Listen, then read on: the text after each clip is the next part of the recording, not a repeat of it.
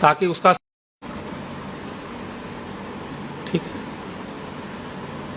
भारत में जब भी भाषा की बात होती है और विशेष करके हिंदी भाषा की जब बात होती है तो उसको हिंदी अंग्रेजी का द्वंद्व बना करके विवादित कर दिया जाता है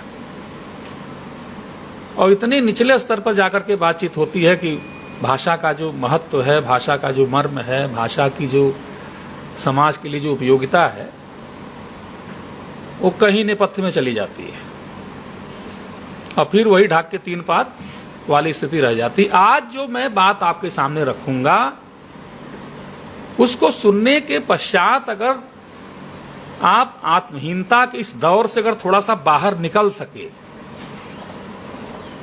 तो मेरा कहना सुनना बोलना सार्थक रहेगा। एक बार आप लोग बैठ जाएं। हाँ, बंद कर दीजिए इसको।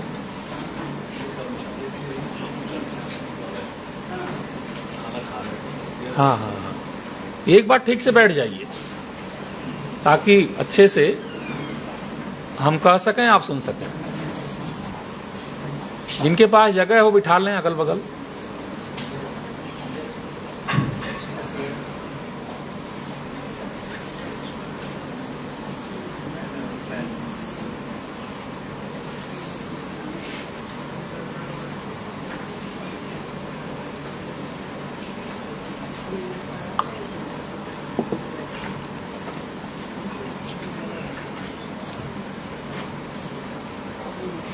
देखिए, भाषा क्या है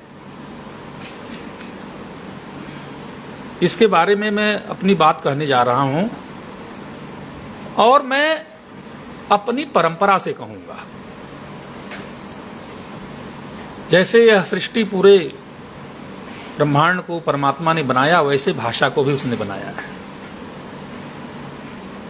और इसके संबंध में हिंदी में एक काव्यशास्त्री और कवि भी हुए दंडी, उन्होंने बहुत बड़ी बात कही थी। वहां से मैं शुरू करने जा रहा हूं।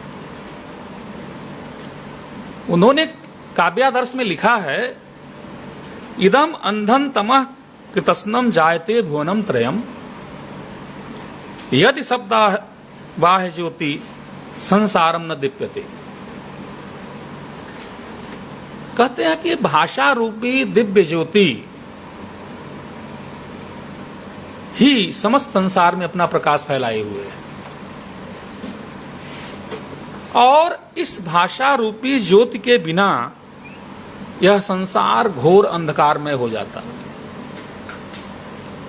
पशुओं से भिन्नता का जो मूल आधार है वो भाषा ही है। पशुओं के पास भाषा नहीं है, मनुष्य के पास भाषा है। और वस्तुतः यह मानव शरीर में दैवी अंश है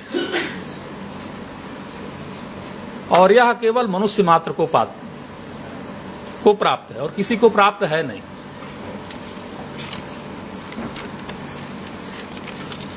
और जब से यह सृष्टि बनी है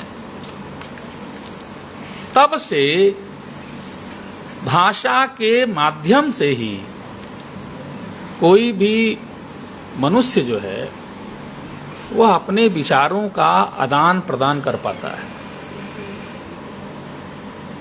सोचिए, अगर भाषा नहीं होती तो मनुष्य अपने विचारों का आदान प्रदान कैसे करता? कल्पना करिए तो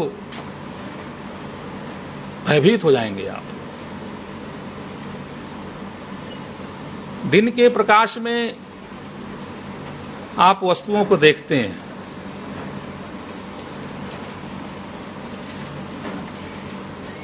और दिन का प्रकाश न रहे तो दीपक के प्रकाश में देखते हैं और दीपक का भी प्रकाश न रहे तो आत्मा के प्रकाश में आप किसी भी वस्तु का साक्षात्कार करते हैं। भाषा भी व्यक्ति का, मनुष्य का साक्षात्कार कराती है और भाषा में ही किसी भी राष्ट्र की सारी जो सांस्कृतिक, ऐतिहासिक, सामाजिक जो विरासत होती है वो सुरक्षित होती है। अगर हमें वैदिक काल के समय को जानना हो तो हम उस समय के साहित्य को पढ़ते हैं, इतिहास को पढ़ते हैं। और सोचिए कि अगर भाषा न हो और लिपियों में चीजें सुरक्षित न हो तो हमारा अस्तित्व तो उतना ही रहेगा जितना हमारा जीवन है। उसके पीछे की बात तो हमें पता चलेगी ही नहीं। इसलिए यह भाषा रूपी जो वस्तु है, ये परमात्मा द्वारा जो दिया गया उपहार है, ये मानव समाज के लिए बहुत महत्वपूर्ण है, बहुत मूल्यवान है। इसलिए भाषा पर विचार करते हुए इसको बहुत हल्के में मत लीजिएगा आप लोग की भाषा का कोई मतलब नहीं है। जो जिस भाषा को बोलो या जिसको न बोलो कोई अंतर नहीं है, अंतर है। मैं आज बहुत ही उत्तरदायित्व से कहना चाहूंगा कि अगर भारतवर्ष हिंदी संस्कृत को भूल जाए आज के दिन, अंग्रेजी को पूरी तरह से आत्मसात कर ले, तो इस भारत देश की संस्कृति मिट जाएगी, कुछ शेष नहीं बचेगा। अगर बचा है तो भारत की भाषा के कारण से बचा है। अब आते हैं राजभाषा पर। इतनी बात भाषा के बारे में बताना मैंने आवश्यक समझा ताकि आपको भाषा का मूल्य पता चले। सबसे ज्यादा असावधान भाषा की दृष्टि से भारतीय हैं और यही कारण है कि संसार में इनका मान सम्मान कम होता जा रहा है। देखो भाई, बैठ जाओ, कोई आओ जाओ मत, क्योंकि हमें बोलना है, हमें खराब लग रहा है। और आप स्थिर होइए पहले एक बार। मैं बोल रहा हूं उसको सुनने की प्रक्रिया में आइए। अगर आप किसी और लोक में हैं, यहां नहीं है, तो व्यर्थ है आपका यहां बैठना। जो है इसी लोक में रहो और जो हम बोल रहे हैं उसको सुनो ध्यान से। ये अच्छी बात है कि इतनी बड़ी संख्या में आप यहां आए हुए हैं। जब आए हुए हैं तो सुनिए ध्यान से। अभी बात हो रही थी कि इसमें स्वाति भी बता रही थी और संजीव जी भी बता के गए जो है कि हिंदी कितनी फैल गई है, उसको कैसे विस्तृत किया है सिनेमा ने और सारी चीजों। मैं उसकी बात नहीं करूंगा। मैं बात करूंगा राजभाषा के स्थिति पर, स्टेटस पर। अंग्रेजी में बोलूं तो हिंदी की क्या स्थिति है। और दूसरे जो देश हैं उन्होंने कैसे अपनी भाषा को राजभाषा बना करके कितना मान सम्मान दिया हुआ है और कितना हमने दिया हुआ है। सिद्धांत और व्यवहार, सिद्धांत और व्यवहार में जब अंतर आ जाता है तो उस समाज का पतन हो जाता है। सिद्धांत और व्यवहार में जब अंतर नहीं रहता है, हम जैसा कहते हैं वैसा करते हैं, तो वह देश महान हो जाता है और राष्ट्र महान हो जाता है। और फिर आप लोग सोचिएगा इसके बारे में बाद में जाकर के कि आप जो कहते हैं क्या वो करते हैं क्या। आपके देश में जो लोग बोलते हैं, महान महान लोग जो ऊंची ऊंची पदों पर बैठे हुए हैं, क्या वो ऐसा करते हैं क्या। क्योंकि सारे लोगों से मिलकर के राष्ट्र बना हुआ। राष्ट्र किसी एक व्यक्ति का बपौती नहीं है कि नरेंद्र मोदी जी का जो है वो राष्ट्र है और हम लोग उसमें नहीं है। हमारे भी कार्यों का बड़ा महत्व है और हमारे बल से वो बली हैं। भारत में के बाहर जो उनका सम्मान हो रहा हमारे प्रधानमंत्री का, तो भारत के लोगों के नाते हो रहा कि इतना बड़ा ये देश है और इसका सामर्थ्य है। किसी एक व्यक्ति का के सामर्थ्य से कोई सामर्थ्यवान नहीं हो रहा है। क्या है राजभाषा? सामान्य अर्थ करेंगे तो जो राजा है उसकी भाषा नहीं, राज्य की भाषा नहीं। राजभाषा के निहितार्थ पर जाएंगे तब हमें समझ में आएगा कि राजभाषा पद का जो प्रयोग हो रहा है और उसके कार्यान्वयन के लिए जो ये समितियां गठित हो रही हैं महाविद्यालय में, तो इसका हेतु क्या है? क्या कमी है कि हमको ऐसा करना पड़ रहा है? 1947 से व्यतीत हुए 75 साल से ऊपर हो गया, अमृत महोत्सव भी बन गया, और हमें अभी कार्यान्वयन के लिए जो है समितियां बनानी पड़ रही हैं। राजभाषा अर्थात राज कार्य की भाषा। आधुनिक जो नेशन स्टेट है, आधुनिक जो राष्ट्र राज्य है, वो बहुत जटिल प्रकार से कार्य करता। पुराने जमाने में जाके देखें तो कागज कर रहे हो, कपड़े पर जो है लिख के और घुंडी बना कैसे देते थे, और दूत लेके जाता था, भाई ये पत्र आया है। आप लोगों ने देखा होगा रामायण महाभारत में जो सीरियल चलते थे, तो कपड़े पर कुछ लिख करके और देते थे, वही राजाज्ञा उसी में जारी हो जाती थी,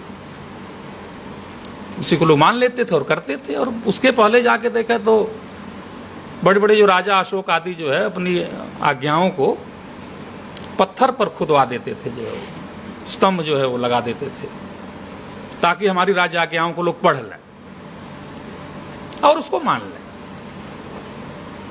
किंतु आधुनिक जो राष्ट्र राज्य है वो इतना विस्तृत है, उसका कार्य इतना बड़ा है कि वहां पर जो एक भाषा, राज्य कार्य की भाषा जो पूरे राष्ट्र को जोड़ती है, और उसमें राज्य की जो पूरी जो प्रक्रिया है वो संपन्न होती है, जिसमें घोषणाएं हैं और विधान है, नियम कानून है, बैठकें हैं, बहस है, ये सब क्रियान्वित होते हैं।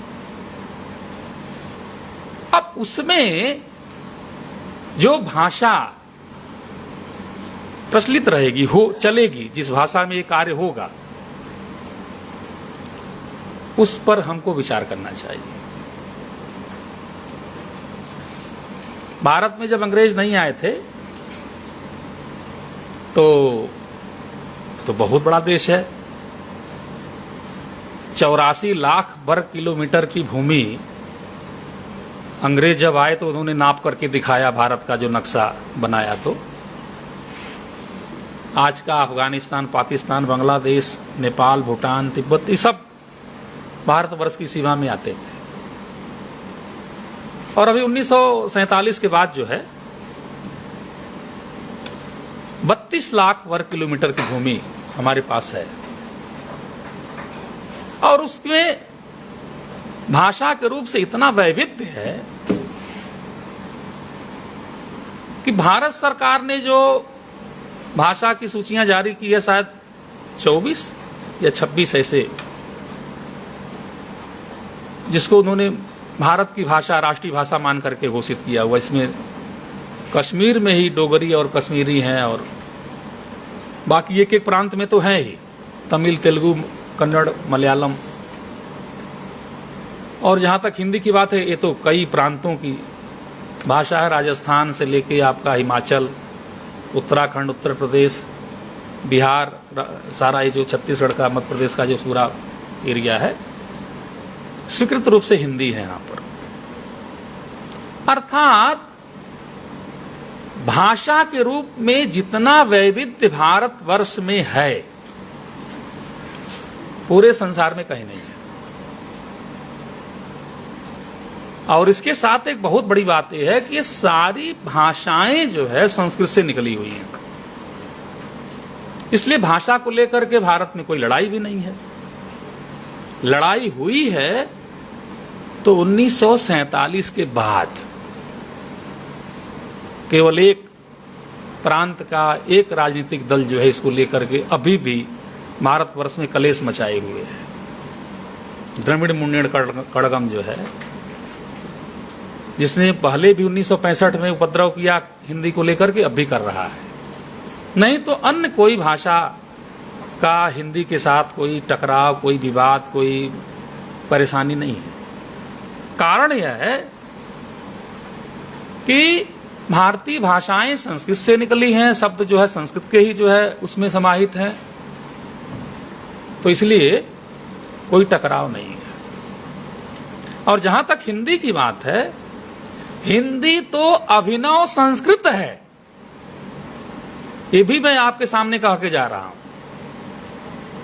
संस्कृत ने अपना रूप बदल लिया है और वो हिंदी के रूप में आ गई है। अब समस्या ये है कि हिंदी के धुरंधर जो भाषा वैज्ञानिक हैं, जो पिछले 200 सालों से जो अध्ययन अध्यापन करा रहे हैं विश्वविद्यालयों में, महाविद्यालयों में, वो इतना झूठा प्रलाप करके बुद्धि भ्रष्ट कर रहे हैं लोगों की, उसकी पूछना नहीं है। सारा स्वर संस्कृत का, देखो आंख खोल के देखो सारे लोग, अ ई उ ये है, ए ओ अंग अह, यही सारा संस्कृत में, यही सारा हिंदी में, क ख ग घ अंग यही सारा संस्कृत में, यही हिंदी में, एकदम बराबर, कोई न्यूनता नहीं है। जिस भाषा ने पूरा स्वर व्यंजन जो है संस्कृत से लेकर के अपने ऊपर अपना जन्म ले लिया, हिंदी का प्रोफेसर उसको जाके कक्षा में पढ़ाता है कि संस्कृत का संबंध हिंदी से नहीं है। सुनीत कुमार चटर्जी ने जो स्थापना दे दी, बंगाली महोदय थे एक, उसको लेकर रट्टा मारा जा रहा है। लेकिन अगर प्रत्यक्ष देखा जाए तो क्या दिखाई दे रहा है कि शब्द का जो स्रोत है, स्वर व्यंजन का जो आधार है, और नीति का, संस्कार का जो बिंब है, वो सब कुछ हिंदी संस्कृत से लेके चल रही, वहीं से उत्पन्न होकर वहीं से लेके चल रही है। सारी सोच, सारी मान्यताएं। तो इस तरह से हिंदी भी संस्कृत से निकली, तमिल भी, कन्नड़ भी, तेलुगु भी, मलयालम भी, सब के सब देवनागरी में हिंदी लिखी जाती है। और इसके अलावा मराठी, नेपाली, ये भी देवनागरी में लिखी जाती हैं। संस्कृत तो लिखी जाती ही है। और बोडो ने भी कहा है कि भाई हम भी जो है देवनागरी में लिखेंगे, पढ़ेंगे। बोडो जो असम में बोली जाती है, अर्थात लिपि के रूप में भी जो है देवनागरी का इतना विस्तार हो रहा है। राजभाषा बनने का अधिकारी वही भाषा हो सकती है जिसकी स्वीकृति बहुत अधिक हो। ये मतलब ऐसे नहीं होता कि कोई मुंह उठा के बोल दे और उसको राजभाषा मान लिया जाए। जो है समाज स्वीकृत करता है इसको। समाज का शिष्ट जो वर्ग है, पढ़ा लिखा वर्ग है, वो समझता है किसी चीज को, सामान्य आदमी उसको अपनाते हैं।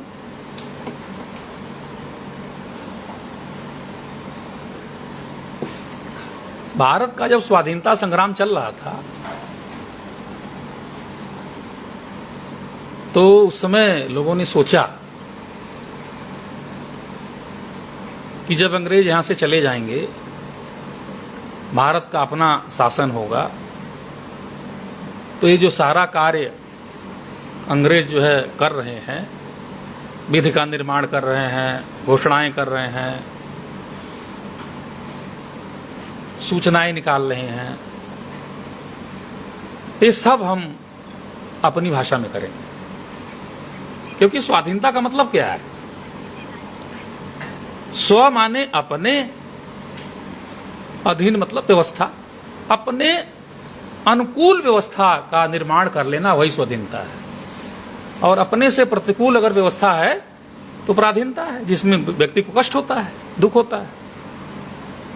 व्यवस्था तो रहती है, व्यवस्था कभी शून्य नहीं होती है, व्यवस्था तो रहती ही रहती। जो आपके अनुकूल है वो अच्छी है और प्रतिकूल है तो बुरी है। अखिल भारतीय स्तर पर हमारे जो चिंतक हैं, विचारक हैं, उन्होंने इसको बारंबार कहा, खूब लिखा। उस समय जो समाचार पत्र निकलते थे कि अंग्रेजों के जाने के बाद भारतवर्ष का जो राजकीय कार्य होगा वो हमारी अपनी भाषा में होगा। खूब मंथन हुआ और आपको आश्चर्य होगा कि हिंदी प्रदेश से इतर जो चिंतक सारे थे, विचारक थे, वे हिंदी की बात कर रहे थे। स्वामी दयानंद सरस्वती 200 वर्ष हो रहे उनके जन्म लेने के, 1824 में वो जन्मे थे और 2024 बीत गया, 2025 का अभी प्रारंभ हो गया है, मतलब 201 वर्ष उनको हो रहे हैं जन्म लिए। जो गुजरात के रहने वाले थे, संस्कृत में शास्त्रार्थ करते थे पूरे भारत में घूम घूम करके, लेकिन जो उन्होंने अपने सकल ग्रंथ लिखे वो सब हिंदी में लिखा। करीब 20-25 पुस्तकें उन्होंने लिखी होगी, वेदों का भाष्य तक हिंदी में किया। अर्थात हिंदी भारत की राजभाषा बने, ऐसी बात जो है कहने का जो प्रारंभ है वो हिंदी भाषा क्षेत्र के जो विद्वान थे, चिंतक थे, वे लोग कह रहे थे। आपको पता है हिंदी का जो पहला समाचार पत्र निकला, उदंत मार्तंड, वो हिंदी प्रदेश में नहीं निकला है। आज जो बंगाल जल रहा है ना, मुर्शिदाबाद में सारे जो बम फट रहे हैं और घर जल रहे हैं, वही कलकत्ता है, कोलकाता कहते हैं उसको भी। उसी कोलकाता में, उसी कलकत्ता में 1826 के आसपास उन्होंने निकाला था उदंत मार्तंड। मतलब हिंदी प्रदेश में भी हिंदी का पहला अखबार निकल सकता है, उसको पढ़ने वाले मिल सकते हैं, उसकी समृद्धि हो सकती है, ऐसा भारतवर्ष में वातावरण था। सुभाष चंद्र बोस का नाम सब जानते हैं, कितने बड़े सेना नायक थे। उनका भी मत था कि भारत जब स्वाधीन होगा, क्यों भाई आप हंस क्यों रहे हैं, सुनने आए हंसने आए हैं, मैं आपको देख रहा हूं, सुनिए ध्यान से, समझ में नहीं आ रहा तो आराम करिए। एक तो स्ट्रक्चर ऐसा कि ऐसे घुमा लो कुर्सी, उधर देखोगे तो कहां सुनोगे किसको, ऐसे घुमा लो, कंटेक्स्ट नहीं बनेगा आपका। जब तक आप एकाग्र नहीं होंगे तब तक आपके दिमाग में बात जाएगी नहीं। अब मैं वहां बैठ के बोल नहीं सकता क्योंकि वो बोलते ही नहीं बनेगा वहां पर, या इसको कर लें क्या वहां पर, चलो ठीक है।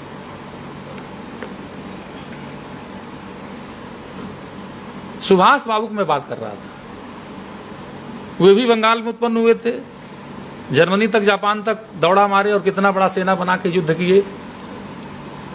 भाषा के मामले में वे भी चाहते थे कि हिंदी भारत की राजभाषा बने। राजा जी राजगोपालाचार्य तमिलनाडु के जो पहले मुख्यमंत्री बने, उनका भी विचार था कि राजभाषा के रूप में हिंदी सम्मान पाए। काका कालेलकर बड़े हिंदी सेवी महाराष्ट्र के, विनोबा भावे, गांधी के बारे में तो कहना क्या है, वो तो हिंदी प्रचार करने के लिए तो सभाएं बनाते थे। दक्षिण भारत हिंदी प्रचार सभा बना करके उन्होंने पूरे दक्षिण भारत में प्रयास किया कि हिंदी को लोग समझ जाएं, सीख लें। और इन्हीं सबका परिणाम था कि 14 सितंबर 1949 को संविधान सभा की जब बैठक हुई और उसमें ये विषय आया, तो जो मतदान हुआ, देखो भाई एक चीज बता दें आपको,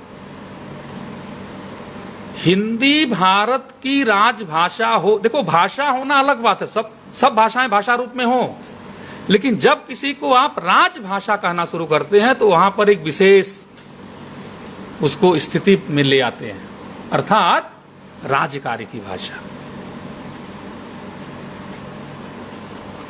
तो इस तरह की चीजें अगर लाने का वहां पर विचार हो रहा था तो इसका मतलब यह था कि अंग्रेजी हटेगी, तभी तो हिंदी आएगी। और ये मत समझना कि बहुत आसानी से हिंदी 14 सितंबर 1949 को राजभाषा स्वीकृत हो गई। जी नहीं, मतदान हुआ और उसमें मतदान जो है बराबर बराबर हो गया।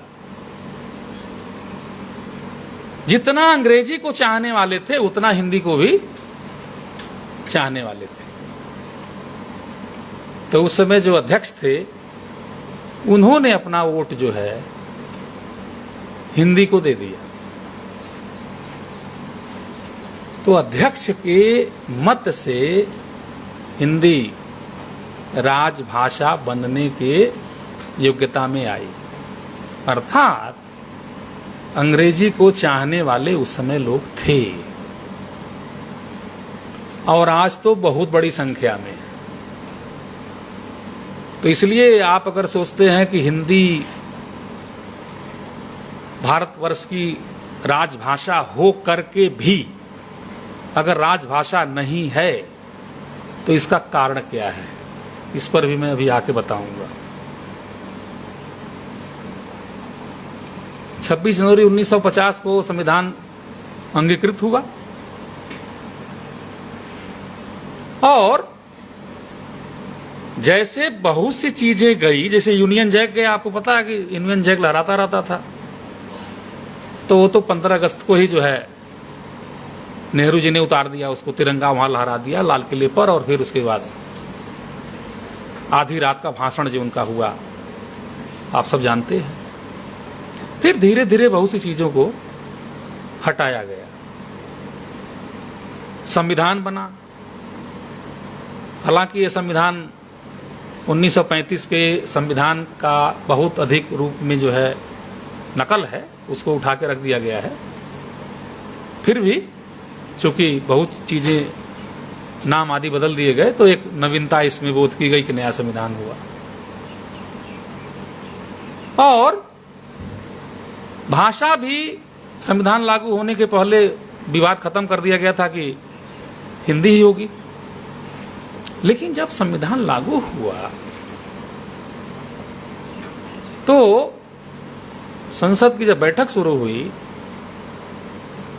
तो भारत के इस समय जितने प्रांत हैं उससे तो कम ही थे, बाद में अभी जो बन गए हैं ये 28 करीब हैं अभी, उस समय तो कम ही थे। तमिलनाडु से डीएमके के विरोध का स्वर प्रकट हुआ। वहां के कुछ सांसदों ने विरोध किया कि हिंदी हम पर थोपी नहीं जानी चाहिए, जैसा आज भी चिल्ला रहे हैं वो। यही चिल्लाहट उस समय भी थी, शोरगुल। और ऐसा लगता है कि जैसे नेहरू जी एकदम तैयार बैठे हुए थे कि कोई विरोध कर रहे और हम हिंदी को पीछे रख दें। नेहरू जी इसके लिए सदैव कटघरे में खड़े किए जाते रहेंगे, क्योंकि जब तक हिंदी अपना मान सम्मान नहीं पाएगी राजभाषा के रूप में, तब तक उसकी टीस बनी रहेगी और हम फिर वहीं घूम के जाएंगे। कहां? 14 सितंबर 1949 और 26 जनवरी 1950। जिस दिन हिंदी अपना अधिकार पा जाएगी तो शायद हम फिर पीछे उसको भूल जाएंगे, लेकिन जब तक नहीं पाएगी तब तक वो विषय तो रहेगा। कहा गया कि ठीक है, संविधान सभा ने तो मान लिया कि हिंदी राजभाषा बने, लेकिन अभी हिंदी उसके लिए समर्थ नहीं है, तैयार नहीं है, उसमें बहुत कमियां हैं, उसका विकास होना चाहिए, उसकी सामर्थ्य बढ़नी चाहिए, तब हिंदी को स्वीकार कर लिया जाएगा। और इसके लिए समय सीमा बांधी गई 15 साल की, कि 1965 में जब 15 साल पूर्ण होंगे और तब तक हिंदी के लिए इतना काम होगा कि हिंदी भाषा की जो कमियां हैं, सामर्थ्य है, कमियां दूर हो जाएंगी, सामर्थ्य बढ़ जाएगी और फिर उसको अंग्रेजी को हटा के हिंदी को रख लिया जाएगा। लेकिन 1965 में नेहरू जी के जाने के बाद शास्त्री जी प्रधानमंत्री बन चुके थे, फिर वही शोरगुल, उपद्रव। तमिलनाडु प्रांत के द्रविड़ मुनेत्र कड़गम के जो सांसद है, उसके जो नेता हैं कि हिंदी राजभाषा नहीं होनी चाहिए।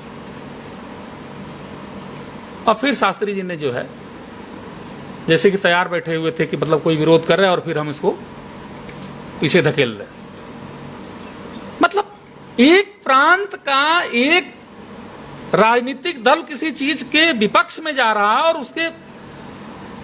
उसका वजन इतना अधिक कि शेष जो प्रांत हैं, शेष जो लोग हैं, उसके विचार का कोई महत्व नहीं। और तुर्रा यह है कि भारतवर्ष में पढ़ाया जाता है कि हां बहुमत का शासन है। कम से कम हिंदी के मामले में तो मिथ्या बात है। बहुमत का शासन होता तो अभी आज इसी समय अंग्रेजी जाति डस्टबिन में और हिंदी अपना स्थान ले लेती। लेकिन नहीं, अंग्रेजी बड़े गौरव से, बड़े प्रिविलेज के रूप में जो है आपके सिर पर बैठी हुई है।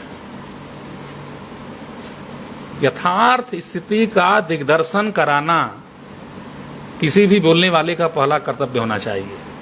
झूठ बोल करके आप अपनी समस्या निदान नहीं कर पाओगे।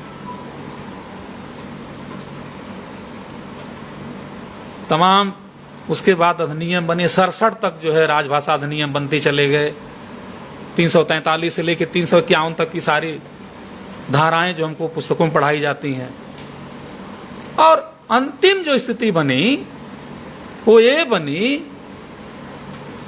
कि जब तक हिंदी के लिए भारत के सारे प्रांत, सारी विधानसभाएं बहुमत से कोई प्रस्ताव नहीं स्वीकृत करेंगी, मानेंगी, तब तक वो अंग्रेजी जो है राजकाज की भाषा बनी रहेगी और हिंदी जो है अभी वेटिंग में रहेगी, प्रतीक्षा करेगी। किंतु उसमें संशोधन करके बात रख दी गई कि भाषा की दृष्टि से भारत के प्रांत, ये सिद्धांत बता रहा हूं, अभी व्यवहार पे आऊंगा, 3 वर्गों में बटे रहेंगे, क ख ग। क वे प्रांत जो मूलतः हिंदी भाषी प्रांत, दिल्ली भी है उसमें। और दिल्ली विश्वविद्यालय ने कितना बड़ा अनाचार कर रखा हो तो दिख ही रहा है। कहने के लिए दिल्ली क वर्ग में है, हिंदी भाषी क्षेत्र है। उत्तर प्रदेश, बिहार, उत्तराखंड, हिमाचल, राजस्थान, मध्य प्रदेश, ये सारे भी इसी में है। जहां पर राज्य अपना कार्य हिंदी में करेगा, कर सकता है, करना चाहिए, ऐसी व्यवस्था है। दूसरे ख जो मिक्स हैं, जैसे पंजाब है, महाराष्ट्र है, गुजरात है, यहाँ हिंदी और उसके अलावा जो क्षेत्रीय भाषाएं हैं, दोनों का अनुपात लगभग बराबर है, आधा आधा है, इसलिए मिश्रित है। और ग वे प्रांत जहां पर हिंदी बोलने वालों की संख्या बहुत अल्प है, उनकी जो क्षेत्रीय भाषाएं हैं बहुत अधिक उनका उपयोग होता है। जैसे दक्षिण के जो प्रांत हैं और उत्तर पूर्व के प्रांत हैं, उनको हिंदी वर्ग में रखा गया कि वे लोग अपनी जो राज कार्य है यथावत अंग्रेजी में करते रहे और अपनी भाषा में भी करें। किंतु वहां भी ऐसा व्यवस्था बनाया गया कि अगर कोई भारत का नागरिक हिंदी में आपसे पत्राचार कर रहा है तो आप उसके पत्र का उत्तर हिंदी में ही देंगे, आप बाध्य हैं। हिंदी क्षेत्र का जो स्टेट है, राज्य है, मैं वहां की बात कर रहा हूं, वहां भी अगर हिंदी में कोई व्यक्ति पत्र लिख रहा है स्टेट को, राज्य को, तो उसका दायित्व है कि वो हिंदी में ही उसका उत्तर देगा, अंग्रेजी में नहीं देगा। लेकिन समस्या तो यह है कि जब हम व्यवहार में आते हैं तो हिंदी भाषी क वर्ग में अगर आप हिंदी में पत्र देंगे तो शायद जवाब आपको अंग्रेजी मिल जाएगा। अब आप उसका अर्थ निकालते रहिए बैठ करके, अगर नहीं आती है तो। सिद्धांततः स्थिति यह है कि भारत के स्टेट ने, भारत के राज्य ने अंग्रेजी के वर्चस्व को बनाए रखने का उसका मन बना हुआ है। क्यों? क्योंकि उसका कार्य करने का जो स्वभाव है वो अंग्रेजी में ही रहा है। देखिए एक चीज और बता दें आपको, जब हम राज्य कहते हैं, स्टेट कहते हैं, तो आप इसमें केवल विधायिका मत लीजिएगा, नेताओं को गिनती मत करिएगा। राज्य की पूरी संरचना में विधायिका, कार्यपालिका और न्यायपालिका तीनों है। ये स्टेट के, राज्य के रचना के तीनों अंग हैं। और चौथा जो प्रेस है वो तो मतलब मान लिया गया है कि चौथा स्तंभ लोकतंत्र का वो भी है। तो ये जो कार्यालय है, जिसमें पुलिस का कार्यालय भी हो सकता है, न्यायालय कार्यालय भी हो सकता है, प्रिंसिपल का भी कार्यालय हो सकता है, तहसीलदार का, किसी का भी, ये राज्य है, यही राज्य है। राज्य कहीं कोई ऐसी सत्ता नहीं है कि जो कहीं आकाश में टंगी रहती है। यही राज्य है जो जिसका हम सामना करते हैं प्रतिदिन, और जो वहां कार्य व्यवहार होता है जिसको हम देखते हैं, बैंक है, बहुत चीजें हैं। यहां पर अंग्रेज जिस दशा में छोड़ के गए थे, लगभग उसी दशा में चीजें चल रही हैं। बीच में वो 14 सितंबर 1949 का जो दिन है, वो खुश होने का दिन तो है कि प्रसन्न हो लो कि हिंदी राजभाषा बनने जा रही है। लेकिन अगर उसको हटा दिया जाए उस दिन को, तो फिर अंग्रेजी का पूरा वर्चस्व हमारी आंखों के सामने दिखता है। और हिंदी की स्थिति क्या है? और हिंदी ही नहीं, समस्त भारतीय भाषाओं की। हम हिंदी की बात इसलिए करते हैं क्योंकि हम हिंदी जगत में रहते हैं। लेकिन केवल हिंदी जगत जो है, हिंदी प्रदेश ही भारतवर्ष नहीं है। भारतवर्ष तो हिंदी प्रदेश जो है, जो क्षेत्रीय भाषाएं जहां पर व्याप्त हैं, जहां पर कार्य हो रहा, व्यवहार हो रहा है, वो सारा भी भारतवर्ष है। क्या स्थिति है वहां?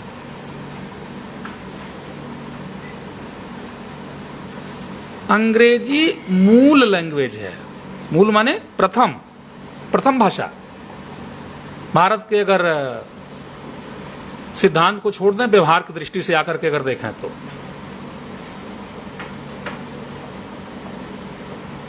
सारी भाषाएं अंग्रेजी में लिखी गई जो व्यवस्थाएं हैं, विधि है, कानून है, नियम है, आदेश है, सूचनाएं हैं, उसका अपनी अपनी भाषा में अनुवाद करती है।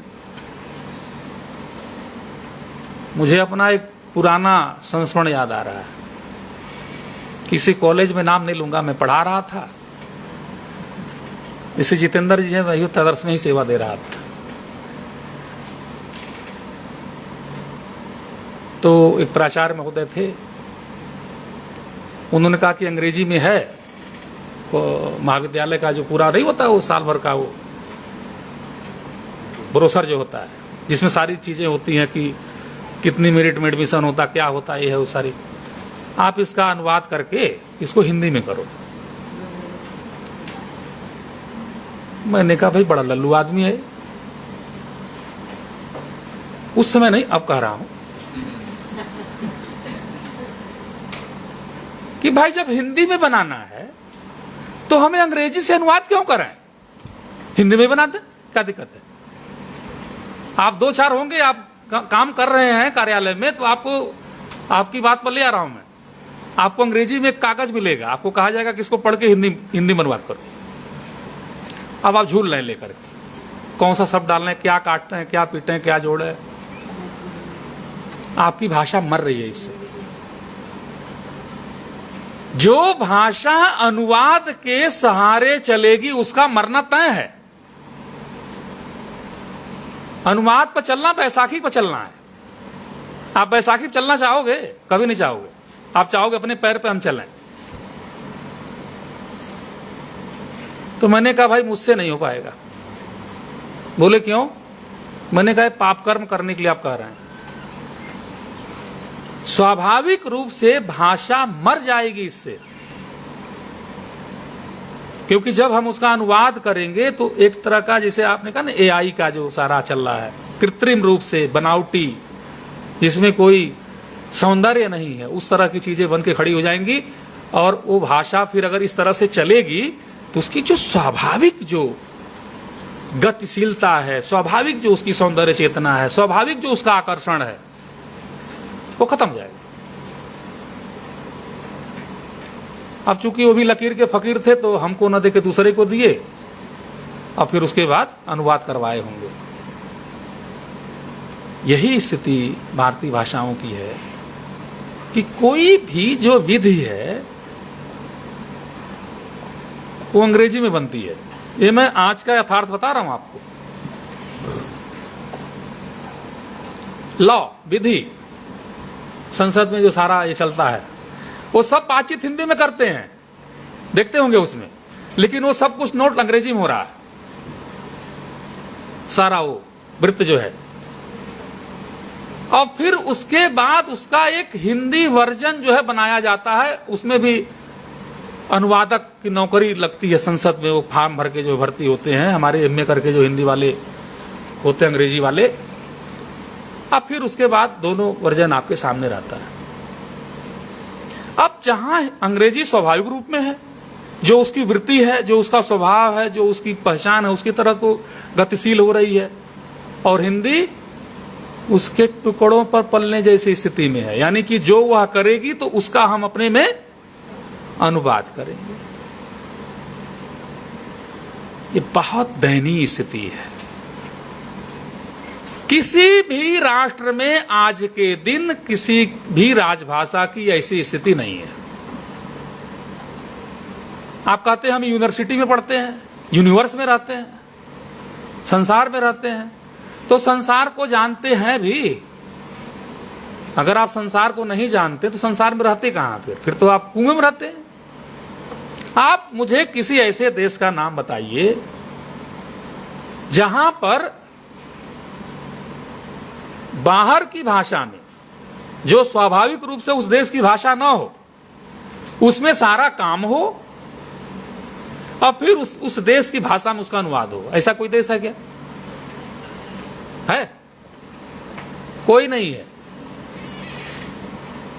पाकिस्तान जैसा दरिद्र देश भी अपनी भाषा में काम कर लेता है, जिसको हम लोग कहते हैं भिखारी और ये सारा चीज। वो भी भाषा के मामले में यहीं से भाषा उड़ा के ले गया। उर्दू जो है उसी में काम करता है। बांग्लादेश बंगला में करता है, नेपाल वाले नेपाली में करते हैं, भूटान वाले भूटानी में करते हैं, और यूरोप के छोटे छोटे जो देश है, डेनमार्क है, फिनलैंड है, स्वीडन है, ये सब बहुत छोटे देश हैं। बड़े देश तो वहां पर जर्मनी, फ्रांस और इंग्लैंड वगैरह हैं, बड़े देश हैं। इनकी तो भाषा के रूप में बहुत आग्रह है अपनी भाषा को लेकर के। और अंग्रेज कितना आग्रह रखते हैं आप देख ही लो, कि अपने यहां तो अंग्रेजी को जमाए हैं ही, बाकी जगह भी थोपे रखे हुए हैं। जहां जहां गए भाषा लेके चले गए वो, और वहां उन्होंने थोप दिया। उसमें भारतवर्ष तो है ही एक साक्षी जो है अंग्रेजों के इस प्रकार के कर्म का। तो इस तरह से व्यवहार की दृष्टि से अगर देखेंगे तो हिंदी राजभाषा केवल कागज पर लिखी हुई है। अब इसलिए लिखी हुई है क्योंकि 14 सितंबर 1949 को इस तरह की बात हो गई, वोटिंग हुआ और इस तरह की चीजें आई कि भाई हिंदी रहेगी। किंतु अंग्रेजी में चला आ रहा जो पूरा तंत्र था, पूरी जो व्यवस्था थी, उस पर कोई आंच नहीं आई। और ये भी मैं बता दूं आपको कि ये सब अंग्रेज नहीं कर रहे हैं। दिन रात मैकाले गाली देते हैं लोग यहां पर। हमारे लोग जो है भाषण जब देते हैं, बौद्धिक देते हैं, महान आत्मा लोग जो है, तो मैकाले को निंदा करते हैं कि अरे मैकाले बहुत दुष्ट था और उसने हमारे ऊपर जो अंग्रेजी थोप दिया, शिक्षा का ऐसा मॉडल बना दिया। अरे भाई, मैकाले तो मर गया, मैकाले तो मर चुका है। अभी जो भारतवर्ष में भाषा का जो अराजक स्थिति बनी हुई है, भारतीय भाषाएं जो दिन प्रतिदिन तिरोहित हो रही हैं, उसमें किसकी भूमिका है? उसमें भारतीयों की ही भूमिका है। क्योंकि आज भी राज्य के तंत्र में भारतीय ही हैं। कल भी भारतीय ही थे, पीछे भी भारतीय ही थे। हां, ऊपर वाले पोस्ट में अंग्रेज थे, ऊपर वाले पोस्ट में अंग्रेज थे पद में, लेकिन नीचे वाले जो पद थे उसमें तो भारतीय ही थे। आपको क्या लगता है कि स्वाधीनता संग्राम सेनानियों को जो पुलिस पीटती थी लठ लेकर के, तो अंग्रेज थे क्या? अंग्रेज नहीं थे। अंग्रेज तो आदेश देता था घोड़े बैठ करके, सांडार्स, स्कॉट, कि मारो उनको, लाजपत राय को लाठी से। मार तो भारत का ही आदमी रहा था लाठी लेकर के। और जो जज आदि भी थे वो भी भारत के कुल में पैदा हुए, हिंदू कुल में या मुसलमान कुल में पैदा हुए जज वगैरह थे, जो हमारे स्वाधीनता सेनानियों को फांसी देते रहते थे। मैं इसलिए बता रहा हूं आपको ये बात कि आज भी आप इस चीज को यथार्थ रूप से जान लें इस कार्यशाला के बाद, कि अपनी भाषा की जो मर्यादा नष्ट हो रही है वो राज्य की अंग्रेजी परस्त प्रकृति के कारण हो रही है। और राज्य की अंग्रेजी जो प्रकृति है, उसके जो पोषक हैं वो हमारे और आपके घरों से निकले हुए बहुत पढ़े लिखे लोग हैं। प्रोफेसर हैं, प्रिंसिपल हैं, जज हैं, बड़े बड़े नेता हैं, वकील हैं, ये सारे लोग, ये अंग्रेज नहीं है। मैं व्यवहार की बात कर रहा हूं, सिद्धांत गया हो गया हो, अब व्यवहार पर मैं बात कर रहा हूं आप सामने देखिएगा। ये आपके अपने घरों के लोग। मैं इसलिए कह रहा हूं कि भारत में अंग्रेज जब भी राजभाषा की बात करेंगे, निश्चित ही वो अंग्रेजी और हिंदी के द्वंद में आ जाएगा। वो आप उसको छोड़ के जा ही नहीं पाएंगे, क्योंकि आप ऐसी दुनिया में नहीं रह रहे हैं कि जहां पर सामने आई हुई समस्या से मुंह छिपा लिया जाए। अंग्रेजी की बात तो करनी पड़ेगी आपको, क्योंकि अंग्रेजी ही हिंदी का स्थान घेर के बैठी हुई है, विशेष करके हिंदी प्रदेशों में। क्योंकि शेष जो प्रांत है वहां तो मान लो उनकी अपनी भाषाएं हैं, अपनी में काम कर रहे हैं, शायद वो भी अंग्रेजी से लड़ रहे होंगे। लेकिन हिंदी प्रदेशों में हिंदी के विकास में, उसके गतिशीलता में, उसके बढ़ोतरी में जो सबसे बड़ी बाधा है वो अंग्रेजी है, क्योंकि वो उस स्थान को घेर के बैठी हुई है। और इसके मूल में क्या है, क्यों घेर के बैठी हुई है? क्योंकि अंग्रेजी माध्यम से, अंग्रेजी संस्कार से पल रहे जो तथाकथित बुद्धिजीवी है, विद्वान कहलाते अपने आप को, उनके मन में यह धारणा बैठी हुई है कि अंग्रेजी नॉलेज की लैंग्वेज है, ज्ञान की भाषा है। कि बैठा हुआ उनके दिमाग में। और हिंदी जो है, इसमें कोई ज्ञान नहीं है। बोलने के लिए ठीक है, लिखने के लिए ठीक नहीं है। और ऐसी दृष्टि और संस्कृत के बारे में तो और गिरी हुई सोच है अंग्रेजी वालों, जबकि संस्कृत बहुत ज्ञान विज्ञान की भाषा है। लेकिन संस्कृत का नाम सुन करके आप महाविद्यालयों में लोग नाक भाव सिकोड़ते हैं, संस्कृत है बेकार ऐसा। अब वो है कि चलो भाई विभाग खुल, यहां साथ विभाग भी नहीं है अब यहां तो संस्कृत विभाग भी नहीं, विभाग होना चाहिए। एक दिन चर्चा हो रही थी कि विभाग हो जाए। भाई पुरानी भाषा है, भारत का ज्ञान विज्ञान सारा भरा हुआ है, चिकित्सा से लेकर के राजधर्म से लेकर के युद्ध से लेकर के हर प्रकार का ज्ञान भरा है संस्कृत में। उसकी हालत ये है। अब हिंदी की जो है सो है, तो उसके मूल में जो विषय है वो है आत्महीनता का। मैं शुरू में ही मैंने कहा था कि थोड़ी सी अगर आत्महीनता निकल गई आपकी तो मेरा बोलना सार्थक हो जाएगा। आत्महीनता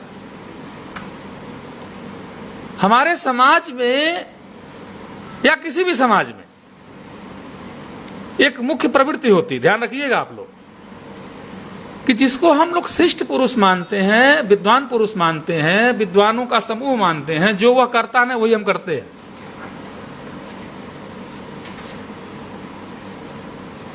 नब्बे के आसपास की बात होगी जब भारतवर्ष में पेप्सी और कोक आए, वही 90-91 में जब नरसिंह राव ने जो है दरवाजा खोल दिया बहुराष्ट्रीय कंपनियों का कि सब सामान यहां पर आए, तो आपको पता है पेप्सी और कोक को भारत के साधारण नागरिक ने हाथ नहीं लगाया ना। वो तो उसको बहुत जुगुप्सा भाव से देख रहा था, क्या है ये काला काला जो है जहर है, पिएगा तो मर जाएगा। पिया किसने? सारे सफेद पोषों ने पिया, अपने घर में पीना शुरू किया, अपने लोगों को अतिथियों को देना शुरू किया, अपने शादी विवाह में शुरू किया। अब देखते ही देखते उसका नाम पड़ गया ठंडा।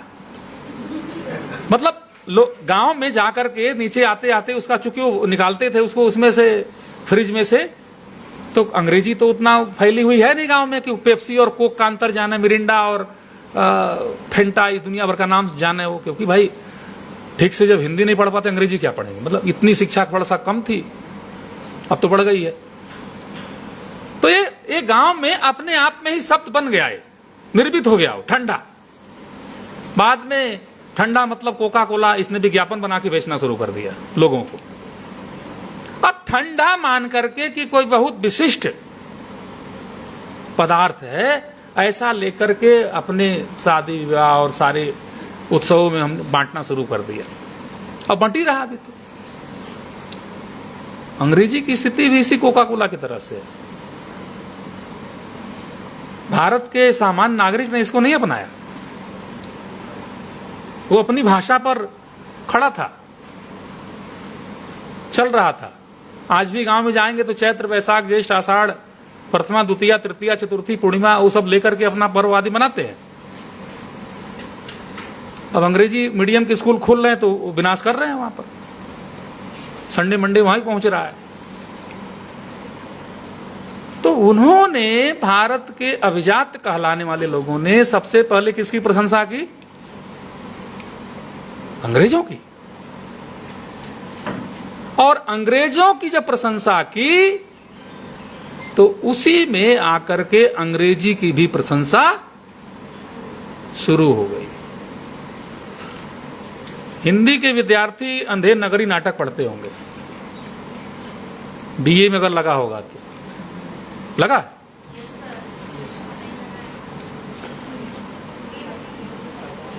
नहीं लगा? किसी समय लगा हुआ था, पुराने कोर्स में था। ये भारतेंदु हरिश्चंद्र अंधेर नगरी नाटक क्यों लिख रहे हैं?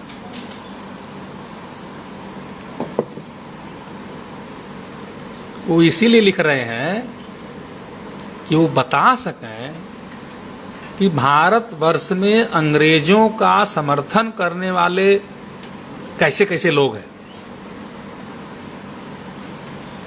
भारत दुर्दशा नाटक लिख रहे हैं वो।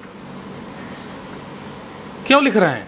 कि वो बता सकें कि भारतवर्ष में अंग्रेजों का समर्थन करने वाले, उनकी चापलूसी करने वाले, उनके मतलब उनको श्रेष्ठ बताने वाले, न्यायकारी बताने वाले कैसे कैसे लोग हैं। और दूसरी तरफ सामान्य व्यक्ति किस तरह से अपना जीवन जी रहा है। किसी देश की राजभाषा जब उस देश की अपनी भाषा नहीं होती है तो उस देश को कैसी कैसी कठिनाइयों का सामना करना पड़ता है, इस पर मैं आपको थोड़ी सी बात बताना जा रहा हूं। सबसे बड़ी बात तो ये होती है कि वो हो जाता है, समाज जो है ना कट जाता है। किससे? राज्य से। अभी आता है, इसमें भाषण होता है संसद में, पहले भी होता था। उसमें क्या कहते हैं, अखबार में छपता है कि अरे भाई जो हम चीजें कर रहे हैं पार्टी के लोग उसका प्रचार प्रसार करें समाज में।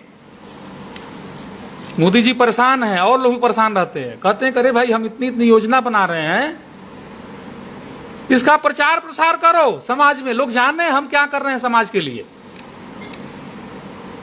अर्थात शासन जो अपनी गतिविधि चला रहा है, समाज के लिए जो योजना बना रहा है, वो समाज तक नहीं पहुंच रहा है। ये पहली कठिनाई बता रहा हूं। कब? जब किसी राष्ट्र की राजभाषा उसके अपने देश की भाषा न होकर के अन्य भाषा हो जाए, तो जो काम होगा, जो कागज पर उतरेगा, जो योजना बनेगी, वो सीधे समाज तक तुरंत नहीं जा पाएगी। क्यों? क्योंकि फिर उसका अनुवाद होगा कई महीने, ठीक है। और अनुवाद में पता क्या होता है, कुछ का कुछ, क्योंकि वो तो अनुवादक की बुद्धि पर है ना, कि वह शब्दों का कैसा वाक्य बनाएगा, किस प्रकार का उसमें संदेश देगा और किस तरह उसको डिस्प्ले करेगा, पहुंचाएगा आगे। अनुवाद अपने आप में स्वतंत्र रचना है, उसका कॉपी नहीं है, क्योंकि वो अलग हो जाता है, अलग हो जाता है, और कई बार तो अर्थ ही बदल जाते हैं। और अंग्रेजी के साथ तो और बड़ा गड़बड़ है, क्योंकि यह सबसे ज्यादा संसार में कमजोर भाषा है। इसकी अर्थ अभिव्यंजना क्षमता जो है बहुत सीमित है, और बोलने का तो इस तरह का इसमें शुद्धियां कुछ पूछिए मत, आप रोज सामना करते हैं। स्पेलिंग देखनी पड़ती है, कहीं गड़बड़ तो नहीं लिख रहा हूं, है ना। कुड और सुड अगर लगातार नहीं लिखते हैं तो गलत लिख जाएंगे आप। बार बार चेक करना पड़ता, देखना पड़ता, ठीक जा रहा है ना। इसीलिए अंग्रेजी वाले में एक लाल रंग का नीचे वो रेखा चलती है, ऑन करना पड़ता है कि भाई वो गलत होगा तो लाल चल जाएगा, ताकि तुरंत ठीक कर लेंगे वो।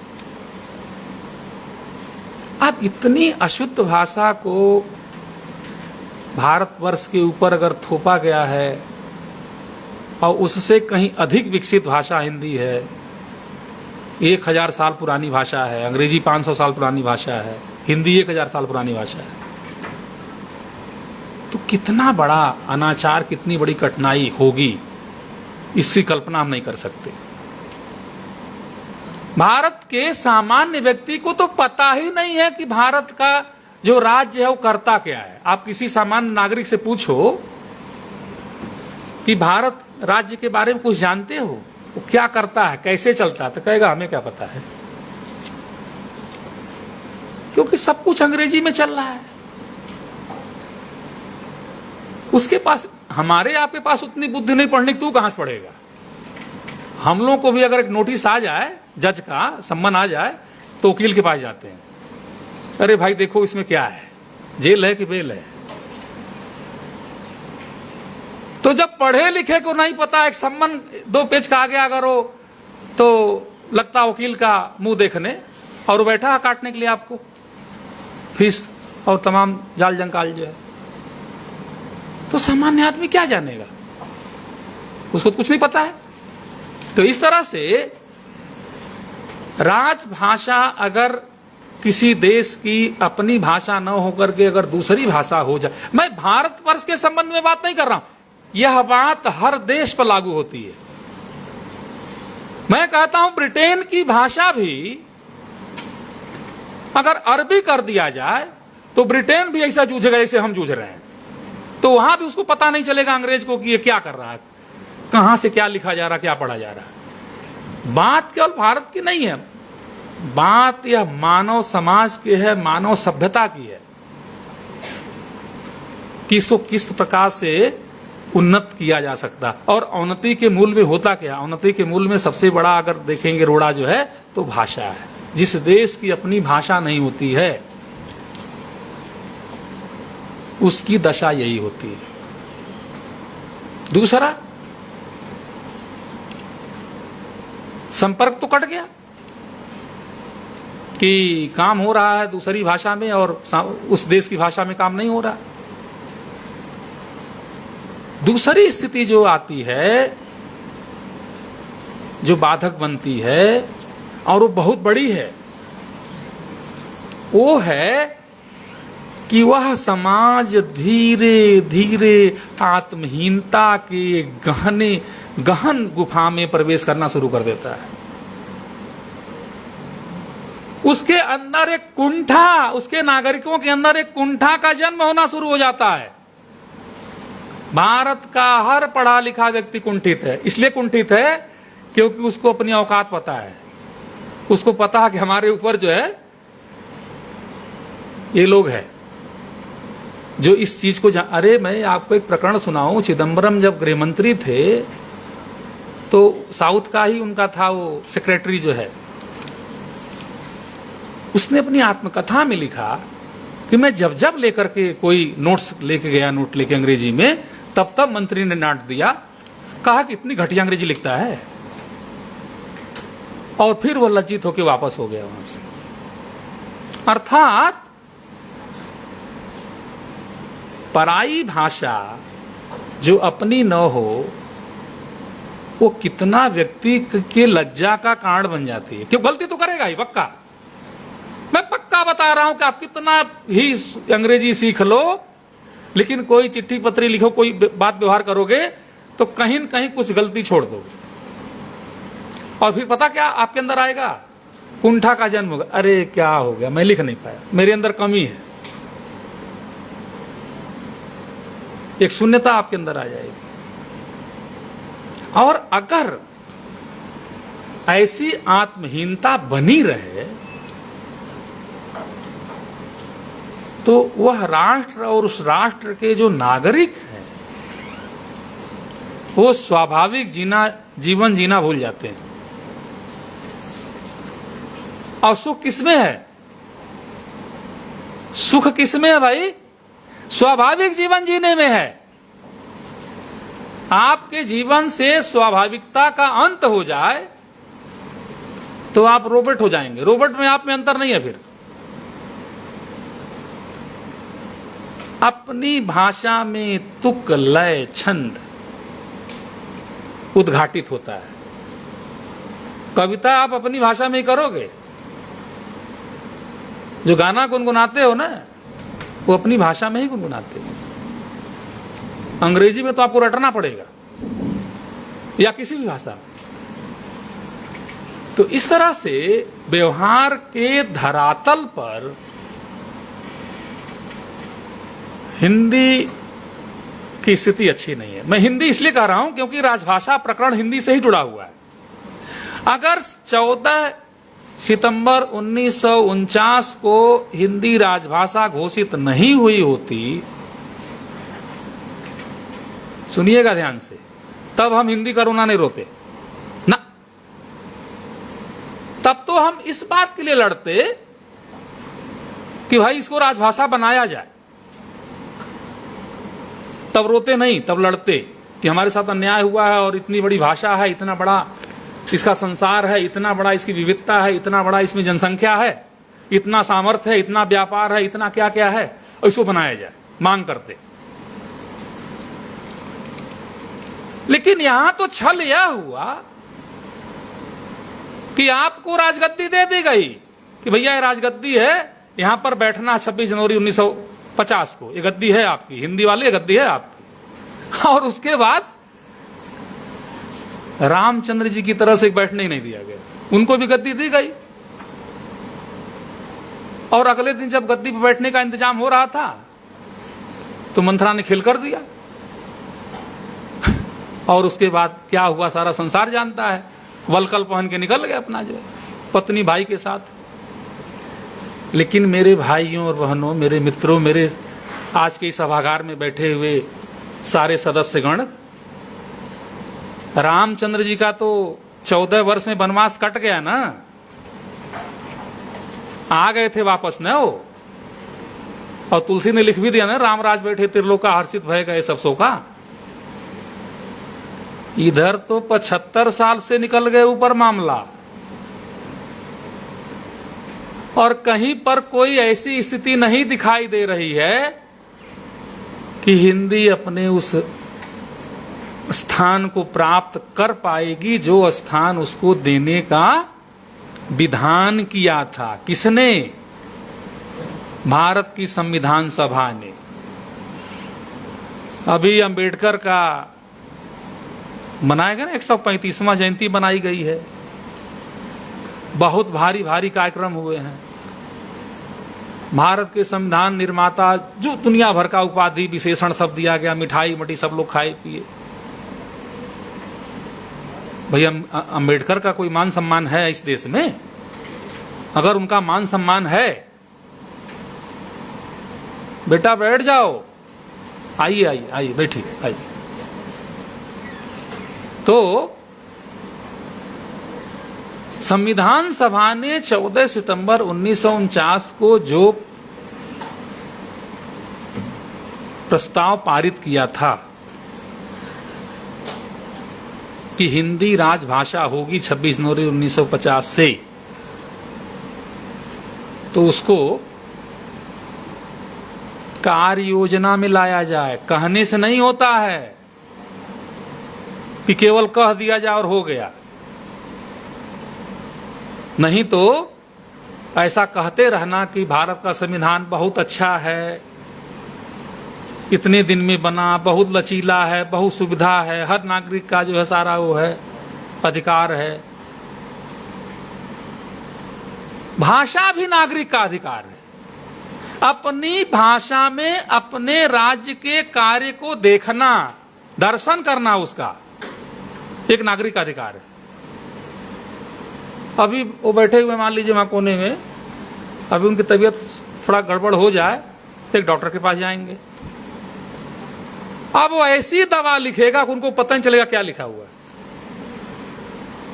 अगर वो पर्चा हिंदी में लिखे तो उनको पता लग जाएगा क्या लिखा है। लेकिन वो ऐसा लिखेगा कि पता कौन समझेगा? वही दुकानदार समझेगा जिसके यहां दवा मिलेगी। दूसरा दुकानदार भी कहेगा कि भाई मेरे समझ में नहीं आ रहा, ऐसे गूंज देगा उसको। अब ये अनाचार नहीं है क्या? ये अनाचार किस में हो रहा है? ये अनाचार भाषा में हो रहा है। हमारे यहां धूमिल नाम के कवि हुए, उन्होंने भाषा की रात एक कविता लिखी, जाके पढ़िए, भाषा की रात। ये पूरा संसार भाषा में ही चलता है। भाषा के बाहर तो कुछ है ही नहीं, ये मैं पहले कह चुका हूं। सोना, उठना, बैठना, अभी बात आ रही थी कि कल कोई आए थे, बोले सपना भाषा में देखा जाता है। सही है, स्वप्न भी भाषा में ही होता है। जब पूरे संसार की जीवन जगत की दिनचर्या भाषा में चल रही है, व्यवहार भाषा में चल रहा है, तो क्या हमें अपने भाषा की चिंता नहीं होनी चाहिए? क्या हम दूसरे जो राष्ट्र हैं, दूसरे जो देश हैं, उनको देख करके सीख नहीं सकते? क्या भारत संसार का कोई अनोखा देश है कि यहां पर 7 समंदर पार की अंग्रेजी भाषा लदी रहे और इतनी संपन्न भाषाएं भारतवर्ष में हैं, वह सबको मतलब एक अंग्रेजी को एक तरफ कर दिया जाए तो 28 भाषाएं उसके सामने पस्त हैं। ये जो स्टालिन साहब बोल रहे हैं तमिलनाडु से, उनको ये नहीं समझ में आ रहा कि तमिल को भी निकल रही है अंग्रेजी, कन्नड़ को भी निकल रही है, तेलुगु को भी निकल रही है, अंग्रेजी केवल हिंदी को ही नहीं निकल रही है, सबको निकल रही है। इसलिए ये जरूरी है कि जो हम सिद्धांत पढ़ते हैं उसकी जो व्यवहारिक पक्ष है उसको भी देखें।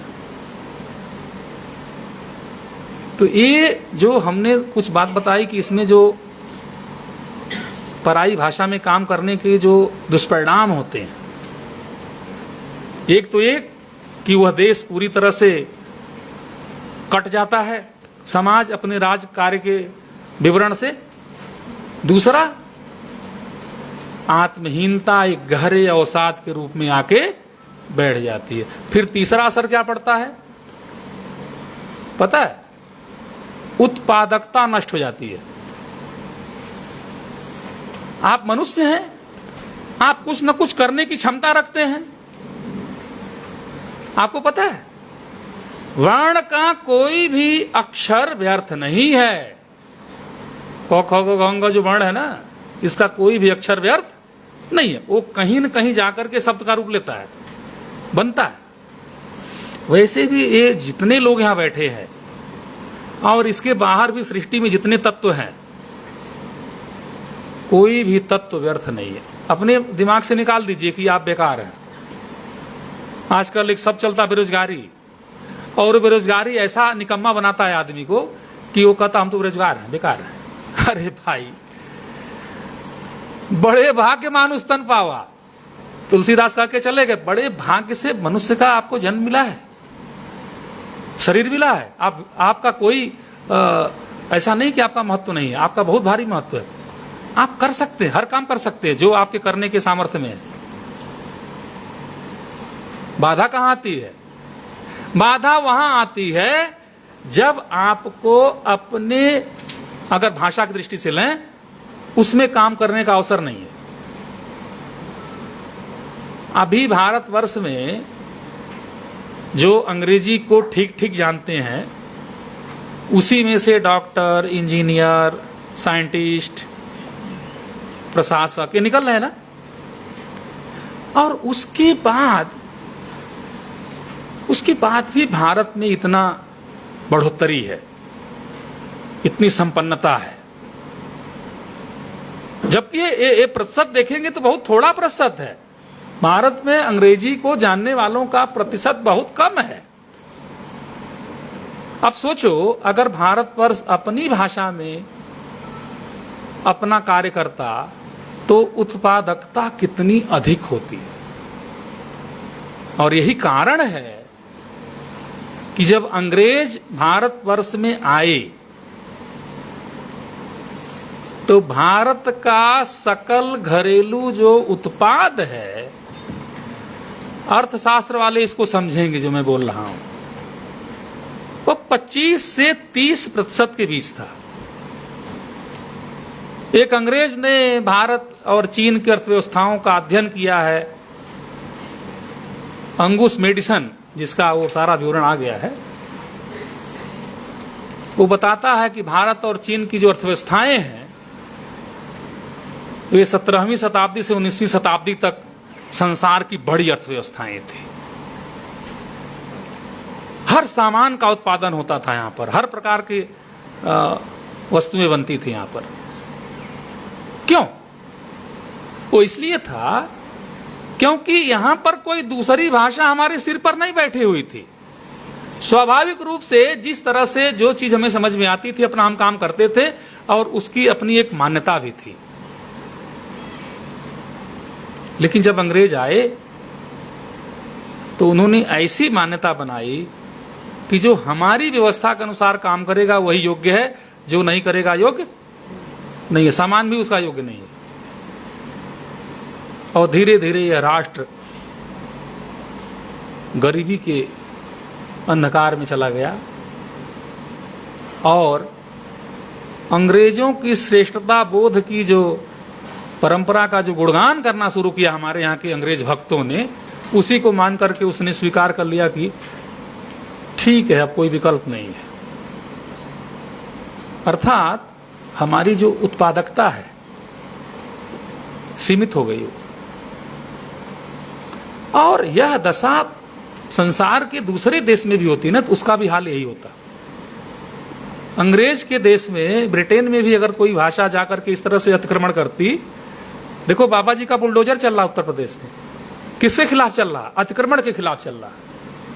इंक्रोचमेंट, अतिक्रमण, ढा दो उसको। जो अंग्रेजी भी अतिक्रमण करके बैठी है आपके ऊपर।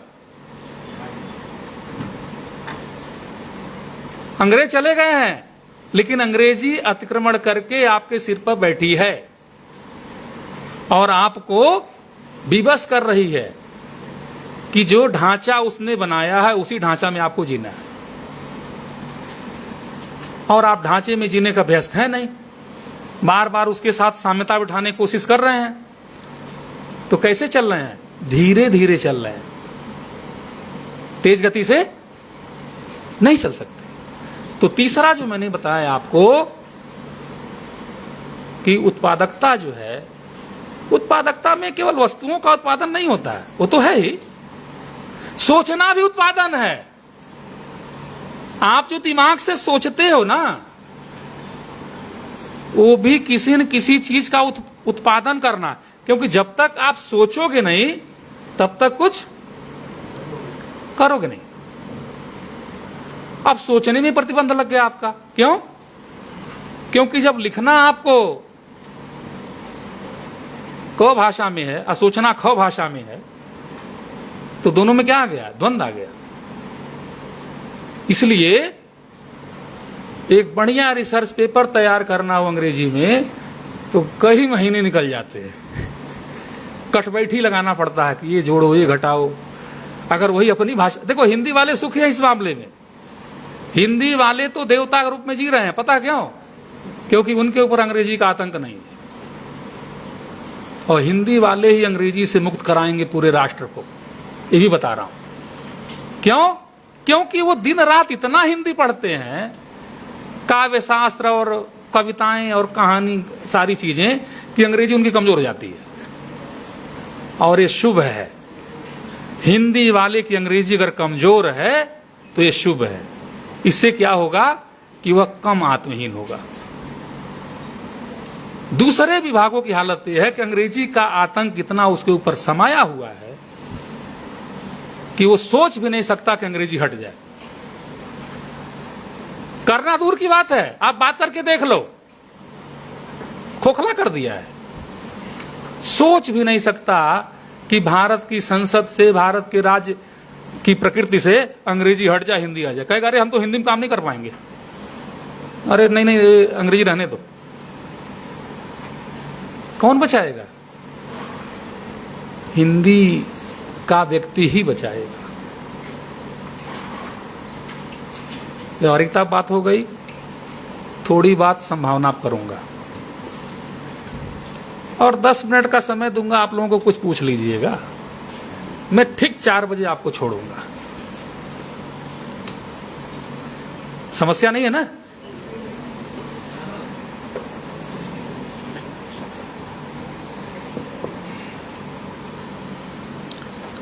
हिंदी के लिए अपार संभावनाएं हैं। अभी जो मैं लानत मलानत कर रहा था, जो बता रहा था कि ये दुर्दशा है, ये इसलिए बता रहा था कि ये है। और जो समाज अपने वर्तमान से मुठभेड़ करता है, वही भविष्य की संभावनाओं का निर्माण करता है।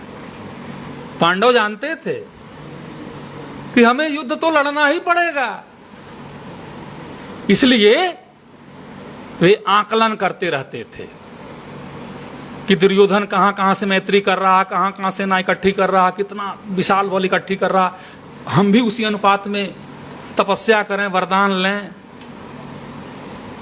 भयभीत थे वो कि युद्ध होगा, हमको अपने को तैयार करना है, लेकिन भविष्य की संभावनाओं से शून्य नहीं थे। वे जानते थे कि धर्म पर चलते हुए हम कर्म करेंगे तो हमारी पराजय नहीं होगी। भाषा की दृष्टि से हिंदी राजभाषा,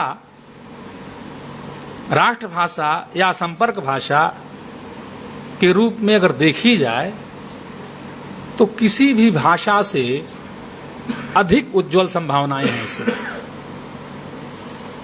देखो भाई, एक बात तो आप स्वीकार कर लो, इतने कुटिल षड्यंत्रों, दुरभिसंधियों, राजनीतिक कुचक्रों के बावजूद इस राष्ट्र की संपर्क भाषा निर्विवाद रूप से हिंदी है,